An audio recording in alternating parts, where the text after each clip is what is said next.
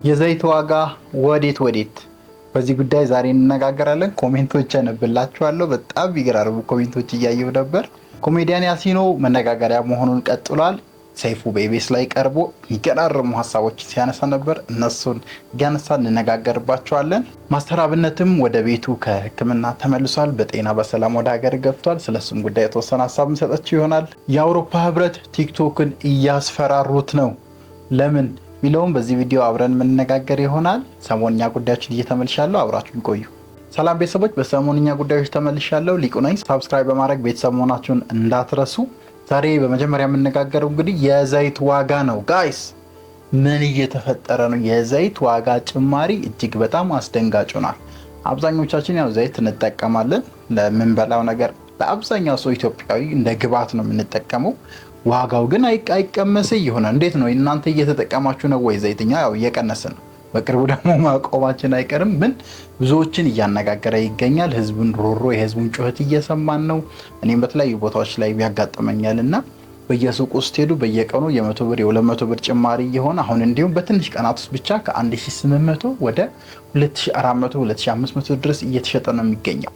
መንግስት ሆይ የቱ ጋ ነህ? ብዙዎች የሚያነሱት እንግዲህ እንደ ሀገር የዋጋ ግሽበታችን እየቀነሰ እንደሆነ እንዲሁም 9.7 በመቶ ሆኗል ተስተካክሏል ይላል መንግስት። መሬት ላይ ግን ያለው የዋጋ ግሽበት ተመሳሳይ አይመስለኝም። ዘይት ራሱ የጨመረበት አጨማመር እጅግ በጣም አስደንጋጭ ሆኗል። አንድ ሶሻል ሚዲያ ላይ ስለ ዘይት መጨመር ፖስት ከተደረገ በኋላ ከስር ኮሜንቶቹን እያየው ነበር። እንደው ላንብብላችሁ በዚሁ አጋጣሚ። እየሞከርኩ ነው ወገን ይላል። እቺ ዘመናዊ አቃለች እንግዲህ ከያሲኖ የወረስናት። እየሞከርኩ ነው ዘይት ለመግዛት ነው። መቼም እንግዲህ እንደ ሽንኩርት አንድ የወጣ ዋጋ የሚወርደው መቼ ነው ይላል። ሌላው ኮሜንት ይች ኢትዮጵያ ኑሮ የረከሰው ፓርላማ ላይ ብቻ ነው የሚል ኮሜንትም አለ። በጣም የገራርሙ ኮሜንቶች እያየው ነበር። መንግስት ላያድነን ሆያ ሆዬ እንላለን የሚል ኮሜንት እያነበብኩ ዘና እያልኩ ነበር። አረ ጎበዝ ወዴት እየሄድን ነው? ሀይባ ያስፈልጋል። እውነት ነው፣ ሀይባ ያስፈልጋል ጋይስ። እንዴ በዚህን ያክል መጨመር በዚህ ኑሮ ውድነት ላይ ተገቢ አይደለም። ለነጋዴውም ለመንግስትም ይህን መልእክት አድርሱት። በጣም ከብደዋል። በጣም ያሳዝናል። ለመኖር እየሞከርን ነው የሚሉ ኮሜንቶች አሉ። ያለ ዘይት ለመብላት እየሞከርን ነው የሚል ኮሜንትም አለና እጅግ በጣም በሚገርም ሁኔታ አነጋጋሪ በሆነ መንገድ የዘይት ዋጋ እየጨመረ ነው። እናንተ ጋር በዚህ ሰዓት ስንት ነው የዘይት ዋጋ? ኮሜንት ላይ ያሳውቁኝ።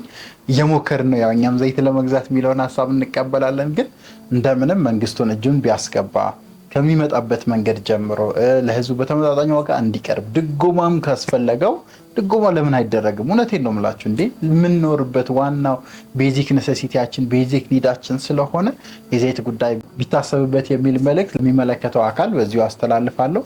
እናንተም መልእክታችሁን አድርሱ። ሁለተኛው የኮሜዲያን ያሲኖ ጉዳይ ነው። ኮሜዲያን ያሲኖ እንግዲህ መነጋገሪያነቱን ቀጥሏል። እየሞከርን ነው በሚለው በሰራው የቲክቶክ ቪዲዮ እጅግ በጣም ብዙ ተመልካችን በማግኘት እንዲሁም ብዙዎችን በማነጋገር ባለፈው ሳምንት ላይ እኔም ሼር አድርጊያችሁ ነበር።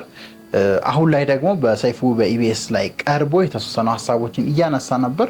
ያነሳቸውን ሀሳቦች ሶሻል ሚዲያ ላይ ብዙዎች የተነጋገሩበት ነው። ስፔሻሊ ካሳለፈው የህይወቱ ውጣ ውረድ አንጻር ከታች ጀምሮ ከታክሲ ረዳትነት ጀምሮ እንዴት ህይወቱን እያሳለፈ እንደሆነ አሁን ላይ ኢቨን ምን ላይ እንዳለና ብዙ የሚያግዙ የሚረዱ ሰዎች እንደሌሉ ቤተሰቡን ማገዝ እንዳለበት ብቻ ብዙ ነገሮችን እያነሳ ነበር። ያ ደግሞ ብዙ ወጣቶችን ሞቲቬት አድርጓል። ስቲል ብዙዎችን ኢንስፓየር አድርጓል። ብዙዎች ኢንስፓየር የሆኑበት ነው። የተወሰኑ ሀሳቦችን ላንሳላችሁ። እሱ ካነሳቸው አብዛኛው የሚያነሳሱ ለስራ የሚያነቃቁ ሆኖ አግኝቻቸዋለሁ። በእኔ በኩል አንድ ሶሻል ሚዲያ ላይ ያገኘሁትን ሊስት አስቀምጧል። ወሳኝ ሀሳብ ላንብብላችሁ።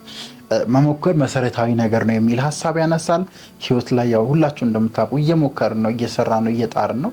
መተኛት መስነፍ አያስፈልግም የሚል መልእክት አለው ብዬ አስባለሁ። የዛሬ 8 ዓመት አካባቢ የማለዳ ኮከቦች ላይ የትወና ውድድር 5ኛ ወጥቻለሁ። ከ8 ዓመት በፊት ይህን ስራ እየሰራ እንደነበር እየሞከረ እንደነበር ጋይስ በደንብ አስተውሉ፣ ወጣቶች በተለይ እና ህይወት አንዳንዴ ውጣ ውረድ ቻሌንጆች ሊኖሩባት ይችላሉ። ግን ብዙ መስዋዕትነት ተከፍሎ ነው አሪፍ ቦታ ላይ የሚደረሰው። ያን ያስተላለፈበት መንገድ አለ።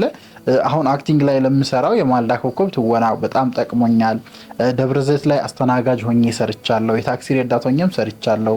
ለሹፌሮችና ለረዳቶች ትልቅ ቦታ አለኝ ይላል። እኔም ትልቅ ቦታ አለኝ። ቢሾፍቱ ላይ በባህል ተወዛዋዥነት 6 ዓመት ሰርቻለሁ ይላል። እነዚህ ሁሉ ሙከራዎች ያሲንን አሁን ያለበት ደረጃ እንዳደረሱት ያወራል እዛው ቪዲዮ ላይ።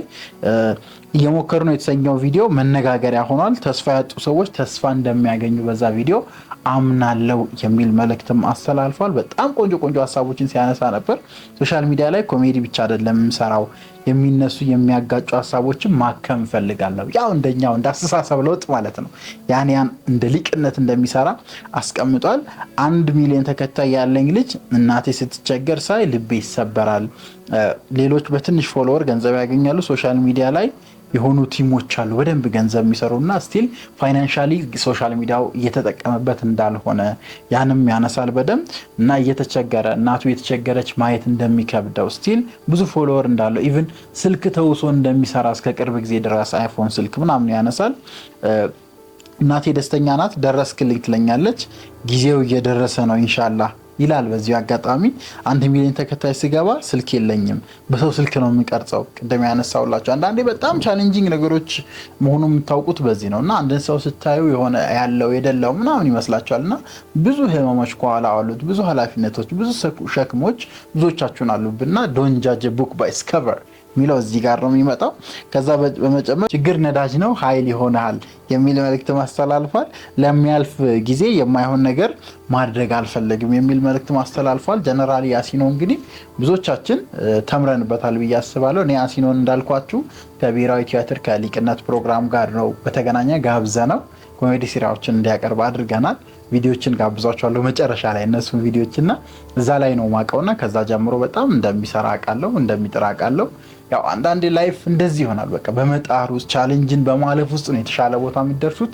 ያሲኖ ብዙ ነገር አስተምርሃለሁ ወጣቶችን ብዬ አስባለሁ። ቀጥልበት፣ በርታ ማለት በዚህ አጋጣሚ ፈልጋለሁ።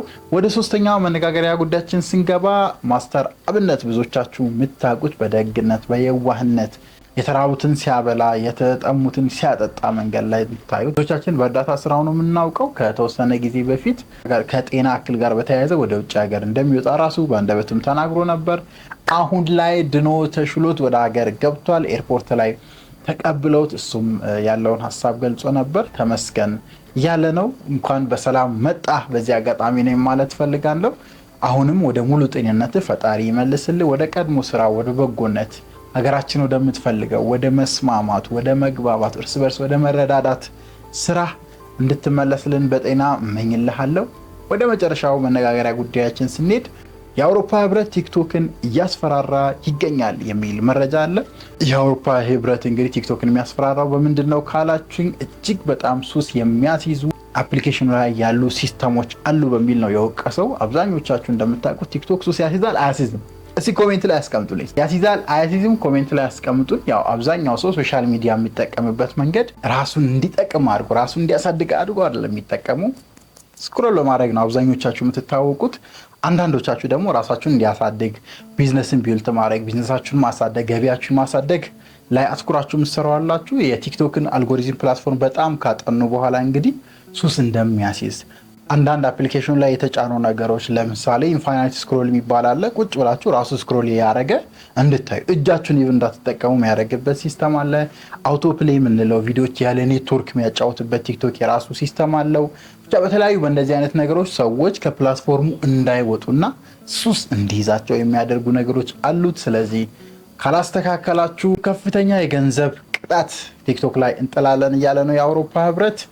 እናንተም ይህን ተገንዝባችሁ ብዙ አውቶማቲክ የሆኑ ሳናውቅ አእምሯችን ውስጥ ፕሮግራም የሚደረጉ ነገሮች ስላሉ ቆጥባችሁ አጠቃቀማችሁን በጊዜ በዘዴ አድርጋችሁ ራሳችሁን ለማነጽ ሀገርን ለመገንባት እንደኛ ደግሞ አስተምራችሁ ሌሎችን ለማገዝ ለመለወጥ ራሳችሁንም ቢልድ ለማድረግ ፕላትፎርሙን ብትጠቀሙ ቲክቶክም ይሄን አይተህ ብታስተካክል ሱስ ውስጥ አታስገባ፣ መልካም በሆነ መንገድ ቢዝነስ በሚያሳድግ መንገድ ሱስ ሳታስይዙ ጤናማ በሆነ አምኖን በማይበክል መንገድ ፕላትፎርሙን እንድትጠቀሙ ብታደርጉን የሚል መልእክት አስተላልፋለሁ። ቲክቶኮች ያው አማርኛ ይችላሉ ብዬ አስባለሁ። ይህ መልእክት ይደርሳችኋል። እናንተ ምን አይነት ሀሳብና አስተያየት አላችሁ? ኮሜንት ላይ አስቀምጡልኝ። ሰብስክራይብ በማድረግ ቤተሰብ ሁኑ። ሰሞንኛ ጉዳዮች የዛሬ እነዚህ ናቸው። በቀጣይ ሌላ ሰሞንኛ ጉዳዮች እመልሳለሁ። ሊቃውንት ነበርኩኝ። ቴንክ ዩ